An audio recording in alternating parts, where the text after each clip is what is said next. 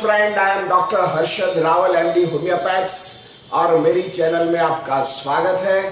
आज को वीडियो श्रृंखला में हम देखेंगे पार्किंसन डिजीज। इसका क्या साइन एंड सिम्टम है, क्या कॉम्प्लिकेशन है, क्या मेडिसिन है, कौन सी होम मेडिसिन है और कौन से होम्योपैथिक मेडिसिन है, और इसके लिए कौन से आधुनिक साइंस उसके लिए टेस्ट करते हैं फॉर डायग्नोसिस। सब हम आपको ये वीडियो में आपको जानकारी देंगे। आप हमारा वीडियो शुरुआत से लेकर अंत तक देखोगे तो आपको पार्किंसन के कंप्लीट आपको ये डायग्नोसिस और उनका ट्रीटमेंट आपको एजुकेट कर सकेंगे। मित्रों, कई बार आपने देखा होगा कि आपका जो पेरेंट्स होता है 50-55 साल के होते हैं, कई बार आपके दादा दादी होते हैं, कई बार आप भी 55-50 के ऊपर पहुंच गए होते हैं। तो शुरुआत में कई बार क्या होता है कि आप कोई चेक्स काटते हैं और सिग्नेचर करते हैं और चेक डालते हैं तो चेक बाउंस आता है।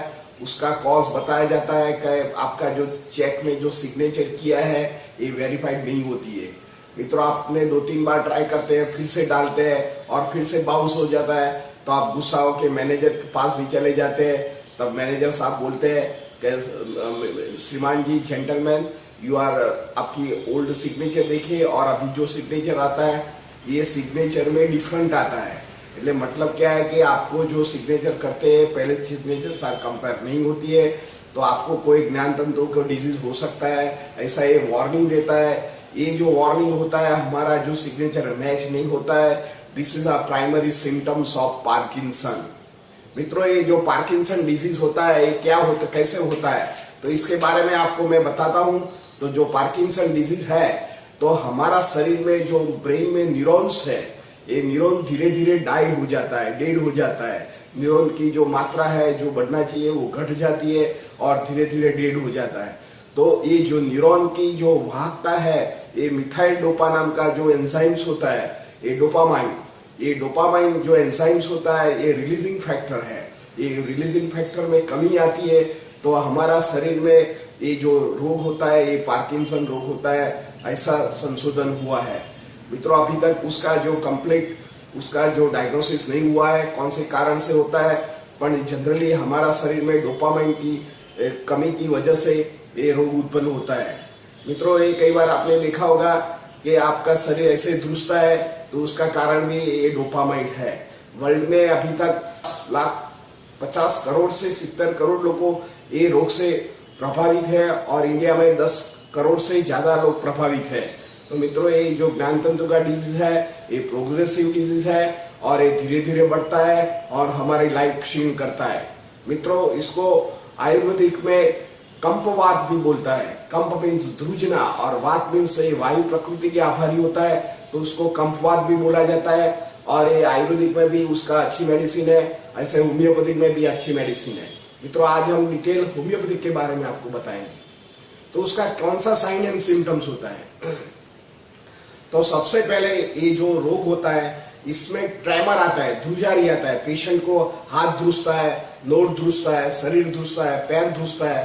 थोड़ा भी ये प्रोग्रेसिव डिजीज है। धीरे धीरे शुरुआत में आपको हैंड राइटिंग करने में मुश्किल होती है, बाद में आपको जो लिखने में तकलीफ होती है, आपका हैंड राइटिंग चेंज हो जाता है, आप सीधी रेखा में लिख नहीं पाते हैं, तो ये प्रोग्रेस हो जाता है। और प्रोग्रेस होने में आपका जो शरीर है वो ध्रुजने लगता है, आपका शरीर कांपने लगता है, हेड भी लोडिंग करने लगता है, शरीर भी कांपने लगता है। सेकंड थिंग, आपको ब्रेडिकाइनेशिया हो जाता है। ब्रेडिकाइनेशिया का मतलब आपके जो हलन चलन है वो स्लो पड़ जाती है।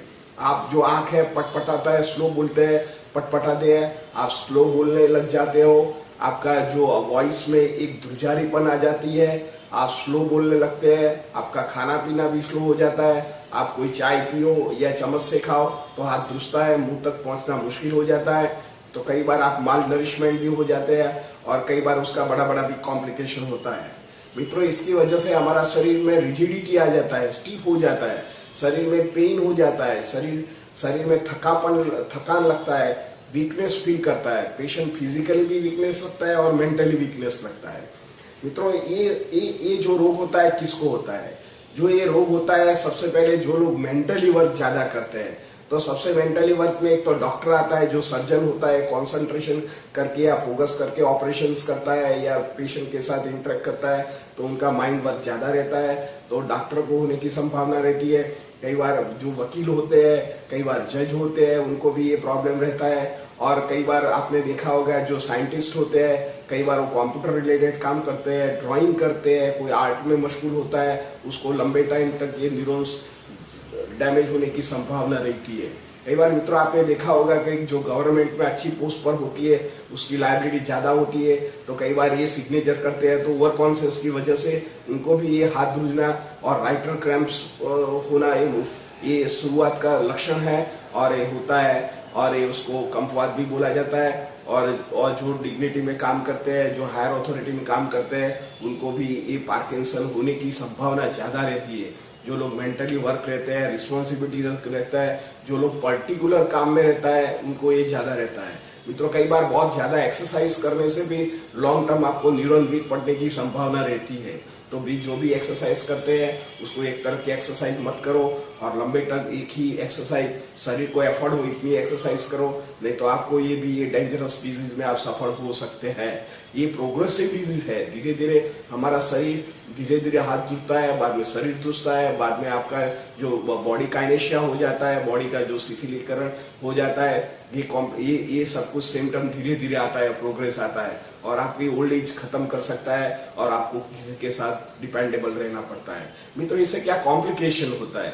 एक तो कॉम्प्लिकेशन ऐसा होता है कि आप सारी जिंदगी तक एक्टिव रहे हो और रिस्पॉन्सिबिलिटी रहे हो, लोगों ने रिस्पेक्ट किया हो, बट जब भी आपको ये डिजीज हो गया हो तो आपको एक मेंटली फोर्स नहीं कर पाते, अच्छी तरह कम्युनिकेशन नहीं कर पाते, तो आप एक इंफीरियरिटी कॉम्प्लेक्स फील करते हैं। कई बार आपको डिप्रेशन आ जाता है, एंग्जाइटी आ जाती है और लगता है कि मेरे लाइफ में मैं आगे नहीं बढ़ सकता हूँ और धीरे धीरे जो दर्द होता है वो जेनेरिक डिजीज में कन्वर्ट हो जाता है। जो ओल्ड उम्र के जो डिजीज होता है ऐसे डिजीज में वो कन्वर्ट हो जाता है। कई बार उसका स्पीच होता है धुसता है, कई बार वो फटीक हो जाता है, कई बार वो सेक्सुअल उनके इंटरेक्ट नहीं कर पाता है, उनका ब्लैडर भी इन कंट्रोल रहता है, यूरिन निकल जाता है तो भी शर्म आ जाती है और पेशेंट को धीरे धीरे इंफीरियरिटी कॉम्प्लेक्स फील होता है, दर्दी को कॉन्स्टिपेशन रहता है, वो खड़ा नहीं कर रहता है, उसका जो पोस्चर होता है वो ऐसे हो जाता है, सीधा खड़ा नहीं रह सकता है, खड़ा रखो तो कई बार इसको सपोर्ट लेना पड़ता है, बैठा हो तो भी सपोर्ट लेना पड़े, कोई चेयर में बैठा हो तो उनके आजू बाजू में तकिया रखे उसको सीधा बैठाना पड़ता है। कई बार उसको खड़ा रहने का हो तो भी इट टेक टाइम्स एंड जो बॉडी फंक्शन होता है रिथमेटिक काम नहीं करता है तो उठने में भी उसको तकलीफ रहता है।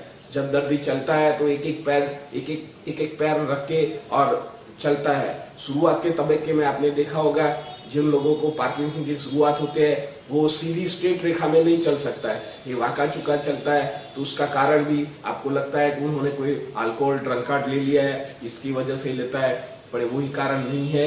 ये वो उसको जो गेट हो चेंज हो जाता है, जो वॉकिंग चलने का जो होता है वो चेंज हो जाता है और चेंज होने के कारण उसको ये प्राइमरी सिम्टम्स होता है। तो आपको लगता है कि उन्होंने अल्कोहल पी लिया है और इसके वजह से ये प्रॉब्लम हुआ है। मित्रों इसके लिए कौन सा टेस्ट करते हैं? तो आधुनिक साइंस में उसको ये जो सीटी एमआरआई करते हैं, इसमें सीटी एमआरआई में करने से जो उसका सेरिबेलम होता है, छोटा जो उसका ब्रेन होता है ये सिकुड़ जाता है, तो कई बार उसका कॉम्प्लिकेशन में सेरेब्रल एट्रोफी चेंजेस ऐसा कुछ लिखा होता है, तो ये प्राइमरी कॉज होता है और ये भी अलग अलग कॉज से रिस्पॉन्सिबिलिटी होता है। उसका कारण अभी तक मालूम नहीं हुआ है, पर जो पार्किंसन रोग का कारण है एक जीनेटिक कारण हो सकता है, कई बार विटामिन डी का कारण हो सकता है, कई बार ब्रेन में कोई इन्फेक्शन हो, ब्रेन में ट्यूमर हो, और कई बार स्पाइनल कॉर्ड में ट्यूबरकुलोसिस हो और इन्फेक्शन हो, कई बार सिफिलिनम का इन्फेक्शन हो, ये भी कारण उसका अभी तक माना नहीं गया है, पर ये कई कारणों में देखा गया है। कई बार कारणों विटामिन डेफिशिएंसी भी से वजह से भी हुआ है और कई कारण 10% कारण उसको साइकोसोमेटिक प्लेन में डिस्टर्ब होने से भी कई बार ये प्रॉब्लम होता है। कई बार ये पार्किंसन कोई ड्रग इंड्यूस की वजह से होता है।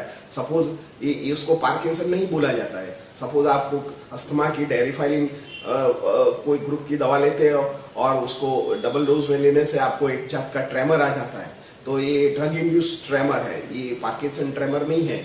कई बार आपको कोई बॉस है और आपको उसके साथ इंटरेक्ट और इम्पोज करता है। कई बार लेडीज भी होता है घर में, उसका बॉसिज्म होता है तो हस्बैंड को बेयर करना पड़ता है, और उसको भी कई बार इंटरनल ट्रेमर आता है, और कई बार उसको भी जजमेंट लेने में तकलीफ हो जाता है। ये भी कारण एक ट्रेमर होता है। ये कारण ट्रेमर जो होता है ये साइकोसोमेटिक सेपरेशन है। It is a not cause for the Parkinson.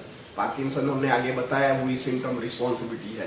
ले सब जो ध्रुजारी आती है, और ध्रुजारी का अलग अलग कॉज है, ये तुम्हारा डॉक्टर के पास जाके आप एनालिसिस करो, सिम्टम करो, और आपका जो रेडियोलॉजिकल आपको इन्वेस्टिगेशन कराए तो इसमें आपको झड़प से मालूम पड़ सकता है।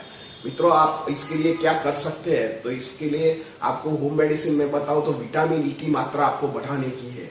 तो विटामिन ई कहाँ से मिले? तो विटामिन ई जो भी ड्राई फ्रूट्स है इसमें सोर्स ऑफ विटामिन ई ज़्यादा मिलता है। तो हमारा बादाम है, काजू है, और पिस्ता है, और वॉलनट में सबसे ज़्यादा विटामिन ई की सोर्स है। तो आप दो वॉलनट खाओ तो इसमें विटामिन ई मिलता है। कई बार हमारा विटामिन कुदरत सोर्स से नहीं मिलता है तो शरीर में डेफिशिएंसी रहता है। तो विटामिन ई की डेफिशिएंसी के कारण भी आपको जो पार्किंसन हुआ हो तो ये रिपाइड करता है, स्लो करता है, स्लो डाउन भी कर देता है। और सेकंड थिंग, आपको जो भी है ब्रोकली आप ज़्यादा लीजिए, तो ब्रोकली में से भी आपको विटामिन ई ज़्यादा मिलता है। मित्रों, इसमें विटामिन सी भी बहुत काम करता है। तो जो खट्टे फ्रूट्स है ये आप ले सकते हैं। संतरा है, उसका जो जूस बना के आप ले सकते हैं। सब तरह के जो फ्रूट्स होते हैं इसमें जो भी सोर्स ऑफ विटामिन होता है ये हमारा इंटरनल नर्वाइन सिस्टम को रिपेयर करता है। जो डैमेज हुआ है हमारा नर्व सेल को रिपेयर करता है, और हमारा जो डोपामाइन डिक्रीज हुआ है उसको लेवल को अपलेट करता है। तो हमारा न्यूरॉन्स रिपेयर होता है और नॉर्मल सी हो जाता है। मित्रों, ये जो रोग है ये 40% ही मिटता है। 60% उसको स्टॉप करो तो ये आपको अच्छा कर सकता है। मित्रों, इसके लिए आपको कौन सी एक्सरसाइज करने का है? तो इसमें माना गया है कि जो यंग हो तो आप मापसर एक्सरसाइज कीजिए, और एक्सरसाइज भी अलग अलग कीजिए। सेकंड थिंग, आपका जो बॉडी वेट है और आपका हाइट है वो प्रपोर्शनेट रखिए। और जिसके फैमिली में ये पार्किंसन है और आपको पार्किंसन का थोड़ा सिम्टम दिख रहा है तो आपका बॉडी वेट से आपका जो वेट है और हाइट के मुताबिक 5 किलो कम रखिए। तो ये करने से आपकी मोटालिटी बढ़ेगा, आपको ये पार्किंसन का जो सिम्टम आया हुआ है ये रिपेयर करेगा, स्लो डाउन कर देगा। तो आपको ये एंड स्टेज में पार्किंसन का जो डैमेज होता है और आप जो बेबस हो जाते हैं ये नहीं हो पाओगे, और आपका जो एंड स्टेज तक आपकी लाइफ अच्छा रहेगा। मित्रों, इसमें एक्टिव एक्सरसाइज से पैसिव एक्सरसाइज बहुत ही अच्छा काम करता है। तो पैसिव एक्सरसाइज में आपको योगा करने का है। स्ट्रेच जितना करोगे तो मसल के साथ ज्ञानतंतु फोर्सफुली स्ट्रेस होता है, जो उसको शरीर को चाहिए इतना ही स्ट्रेस होता है, तो इसको डैमेज नहीं होता है, और ज्ञानतंतु रीएस्टैब्लिश होता है, रिजुवाइंस होता है, और हमारा शरीर सक्षम बन जाता है, स्ट्रांग बन जाता है। तो एक तो योगा कीजिए। सेकंड थिंग, आपको प्राणायाम, तो प्राण शक्ति को मजबूत करने का है। प्राण शक्ति मजबूत करने से, कपालभाति करने से हमारा शरीर में 10 से 15% ऑक्सीजन बढ़ता है। ऑक्सीजन बढ़ने से ऑक्सीडेशन प्रक्रिया बढ़ता है। जो भी हम खुराक खाते हैं इसका डाइजेशन अच्छा होता है, और जो खुराक में से जो हमको कुदरती सोर्स हमारा जो एनर्जी मिलता है ये हमारा शरीर में वेर एंड टेयर जो नुकसान हुआ है जो ज्ञान तंतुओं को ये ऑटो इम्यून से उसको रिपेयर कर देता है, और हमारा शरीर को फिर से अच्छा बनाता है। ज्ञान तंतुओं का जो डैमेज की प्रक्रिया का रेशियो है घट जाता है और फिर से एक्टिव हो जाता है। तो ये जो डैमेज बनेगा नहीं, तो ये डोपामाइन भी बढ़ेगा और आपका ज्ञान तंतु का रिपेयर करेगा, तो आपका पार्किंसन स्लो डाउन कर देता है और अच्छा करता है। मित्रों, इसमें विटामिन जो ई है ये फिश ऑयल में से भी मिलता है। कॉड लिवर ऑयल नहीं, पर फिश ऑयल लेने का है। ये फिश ऑयल आपको ऑनलाइन मार्केट में आप सर्च करोगे तो आपको फिश ऑयल मिलेगा। जो नॉन वेजिटेरियन है ये कंज्यूम कर सकते हैं, पर जो वेजिटेरियन है ये फिश में से बनती है। आपको जो प्रॉब्लम्स ना हो तो ये फिश ऑयल में से आप ये दवा ले सकते हैं, और इसमें भी आपका ये अच्छा रहेगा, और विटामिन और ओमेगा 6 एंड ओमेगा 3 मिलेगा। ये ज्ञान तंतु के लिए अच्छा है। तो इसमें जो वेजिटेरियन है ये ले तो उसके लिए कोई बात नहीं है, क्योंकि हमको जीवन निर्माण के लिए लेने का है, तो ईश्वर का नाम लेके हम कोई फीस नहीं खाते हैं। पर इसका जो ऑयल होता है हमारा शरीर निर्माण के लिए अच्छा है और रिपेयर करता है, तो ये लेने में कोई हर्ज नहीं है। मित्रों, सबसे अच्छा मैं आपको बताऊं कि कोकोनट वर्जिन ऑयल मिलता है। कोकोनट ऑयल की मैं बात नहीं करता हूँ, पर आप मार्केट में सर्च करोगे तो कोकोनट वर्जिन ऑयल, मैं फिर से बोल रहा हूँ, ये आपको सुबह में 20 ड्रॉप्स गुनगुना पानी में एम्प्टी स्टमक लेने का है। तो जो पार्किंसन होता है, ट्रेमर होता है, तो इसमें ये जो वर्जिन कोकोनट ऑयल, इसमें बहुत अच्छा रिजल्ट है, मैंने भी देखा है। और मैं मेरे सारे पेशेंट को 35 साल में सारे अच्छे पेशेंट को, ज्ञान तंतु के पेशेंट को, और ये जो पार्किंसन वाले पेशेंट होते हैं, राइटर क्रैम्प वाले पेशेंट होते हैं, सबको मैंने एडवाइस करता हूँ और रिजल्ट अच्छा है। तो आप भी वर्जिन ऑयल 20 ड्रॉप गुनगुना पानी में सुबह में 6 से 1 साल लिया करो, तो ये आपके लिए बहुत अच्छा माना गया है।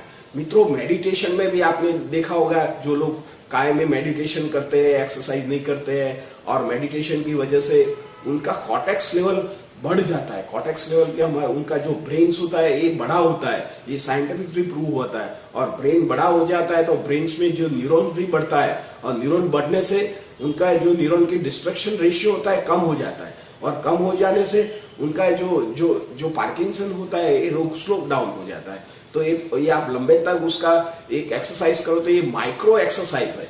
ये माइक्रो एक्सरसाइज हमारा फिजिकल एक्सरसाइज से भी अच्छा काम करता है। ये सीधा ज्ञान तंतु पर इफेक्ट होता है, और इसमें हमारा ऑक्सीजन लेवल 10 से 15 गुना बढ़ता है। तो इसकी वजह से हमारा जो शरीर में जो भी खुराक है ये उसको ऑक्सीडेशन फास्ट करता है, और हमारा शरीर को रुष्ट और स्ट्रांग बनाता है। आपने देखा होगा कि जो योगालिस्ट है, योग वाले हैं, ये जो डिवोटी होते हैं, उनकी लाइफ लंबी होती है और अच्छी तरह जी सकता है। मित्रों, इसमें होम्योपैथिक में कौन सी दवा है?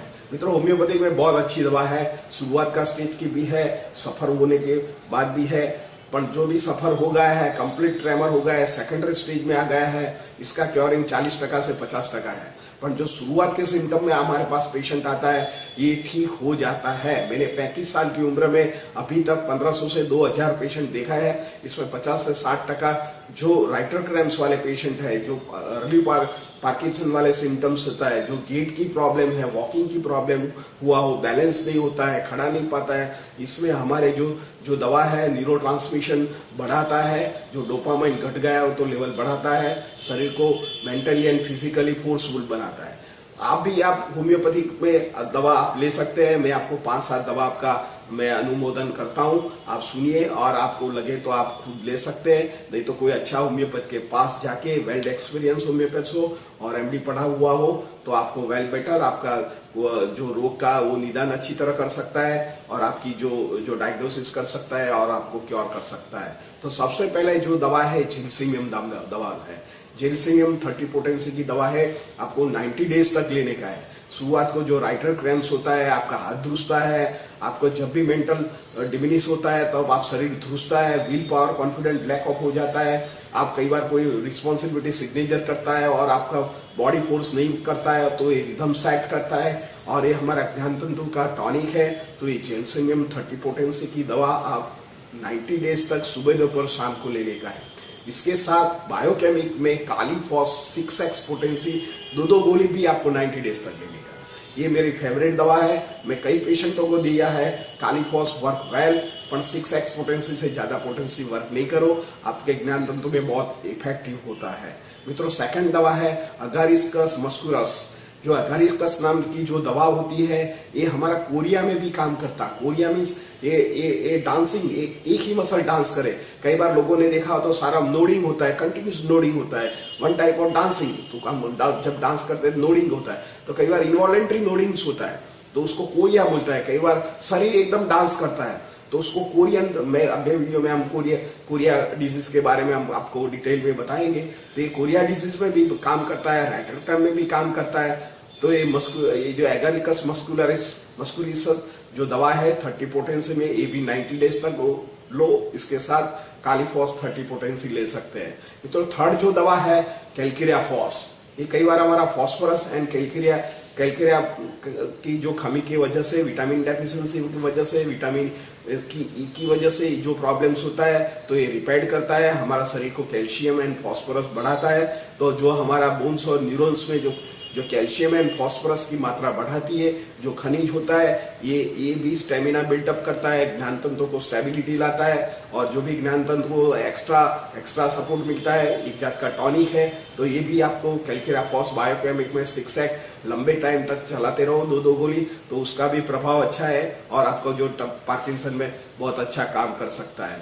मित्रों, इसके साथ एक थूजा नाम की दवा है। ये थूजा है, ये हमारा शरीर में कोई इन्फेक्शन की वजह से या फंगस की वजह से हुआ हो तो ये जो दवा होती है हमारा शरीर में फंगस मार देता है। ये दवा दो तरह का काम करता है। जो भी जितना भी डिजीज होम्योपैथिक सेकेंडरी प्रिस्क्रिप्शन से क्योर हुआ है उसको नीचे नहीं लाता है, और सेकेंडरी जो भी दवा हम होम्योपैथिक लेते हैं उसको बूस्टिंग करता है। तो ये दवा जो थूजा है 1 पोटेंसी में महीने में एक ही बार लेने का है, और ये दवा 1 साल तक चलाने का है। ये इंटरकरेंट नोजोन, ये वर्क वेल और ये अच्छा प्रभाव पड़ता है। मित्रों, जो सिलिशिया नाम की एक दवा है, ये सिलिशिया 30 पोटेंसी में हमारा ये बारूद में से बनता है, धूल में से बनता है। ये दवा एक खनिज है। ये दवा आपने देखा होगा कि हम जब मकान बनाते हैं तो ये बारूद का बहुत इंपॉर्टेंट काम है।